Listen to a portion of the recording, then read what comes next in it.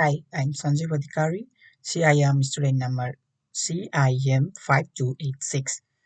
Today I'm here to present a presentation of the Rio Tinto and the Juukan Gorge Cave analysis. So let me start with my presentation. On the left hand side, I got the picture of Rio Tinto. So the introduction is like this. The Juukan Gorge event is one of the several unethical decision making incident revealed by the executive board of the directors. Rio Tinto is one of the largest mining group in the world, focusing on the rare mineral resources on Earth. The firm was responsible for destroying the Juukan Gorge Cave in Western Australia's Pilbara area, which had human housing evidence 46,000 years ago. This heinous cultural damage was committed by the corporation. Now, the organizational structure of Rio Tinto and its impact. Rio knew the disadvantages and took measures to tackle its organizational structure. It was equipped with different functional lines, command chains, external to products, services to the divisions, and the management of the decision making process. Rio Tinto utilizes a hierarchical structure and senior management makes the important decisions at the top of the hierarchy. Rio has enhanced its organizational structure.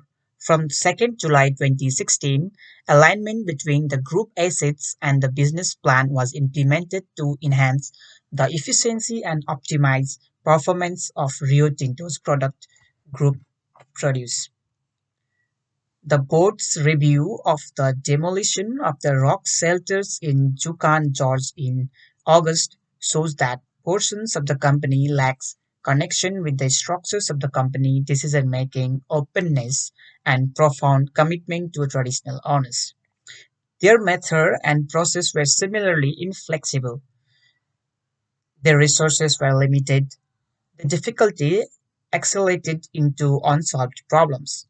The firm thus planned modifications in its structure, how it interacts, how it conducts specific procedures, makes choices, allocates cash and time, and raises its approval. The enterprise planned to make changes in its structure. Their decisions in these fields are both aimed at reflecting and integrating our beliefs. Now, the impact of external and internal factors. First, the iron ore sector of Rio Tinto was subjected to tremendous output pressure, as you can see the picture on the right hand side as well. Secondly, the Western Australian legislation authorized the mining of the region, even if it destroyed the caves and planned to execute their provision irrespective of any resistance. Third, the structure of Rio is fragmented. It operated as autonomous business entities with limited oversight from the company center via its product divisions: aluminium, iron ore, copper, minerals, and diamonds, and power. One of these exterior tasks was termed indigenous relations and communities. The Rio Tinto iron ore employee was responsible for evaluating and administering the impacts of the corporation on indigenous people and negotiating with them when necessary for access of land. Now the social corporate responsibility. Rio Tinto has been trying to use natural resources wisely, avoid adverse impacts on land supplies, water and biodiversity, and reduce greenhouse gas emission, and employ a large hydro, nuclear, and other renewable energy energy mix as a source of energy. In 2009, thus, low carbon, mostly hydropower, was responsible for 70% of electricity utilized. They focus on safety, health, people, assurance, and community commitment, as well as the regional economic growth in area of social welfare. After the Juukan Gorge Cave blast, Rio Tinto CEO Jacob Stossholm promised to make protection of the cultural heritage a problem that felt in his workers' heart and thoughts. Rio committed to setting up an indigenous advisory group which works with the management and is able to report at board level. Rio modernized its approach to negotiating agreements with traditionally owned companies to eliminate confidentiality provisions. The miner acknowledged mistake in conveying a decision to substitute temporary chief executive of iron ore Ivan Villa for the other CEO of the Rio Tinto and the PKKP Aboriginal Corporation. Now the conclusion is it was decided that this was the only choice, even when three other codes were in use: mismanagement of corporation codes and conducting automated scripts inside the command chain of the staff, which results directly from the corporate culture demands. The culture, the culture of the internal workplace also contributed to the moral approval of the personnel of the business. Again, under the weight of corporate culture, individuals got on the underside and of the chain of command of Rio Tinto were compelled to psychologically disregard and follow the will and request of the leader while casting their own.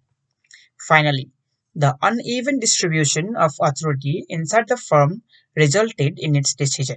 Using the stakeholder model, we can again see that though there are many diverse stakeholders in the firm that have their voice, it is powerful managers that makes the important decisions. The strategies are like this: creating creating enterprise codes that promote a more ethical working environment and enable employees to make the correct moral judgment regarding their workplace. In the workplace, a script break part might be integrated that serves to promote individual more judgment and the ethical decision making process. Reduce the amount of decoupling via a respect for the moral and ideas of all employees.